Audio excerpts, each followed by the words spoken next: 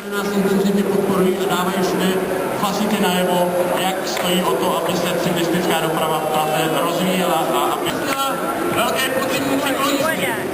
Cyklojízda vyrazí z tohoto místa asi za takových 15 až 20 minut, 15 spíš, a do té doby bych vás chtěl rád seznámit s nějakými jimi hlavními zásadami. Proč ke Karlínu? Protože Karlín byl během minulého měsíce kompletně dopravně sklidněn. Vlastně splnil se tady takový, ještě před rokem vyloženě sen mnoha lidí, že Karlín byl přetvořen jako první zóna Tempo 30. Co to znamená? Pro nás, co jezdíme na kole, to znamená, že Karlín je...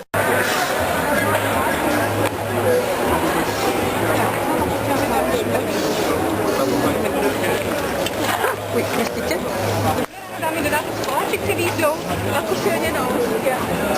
Jo,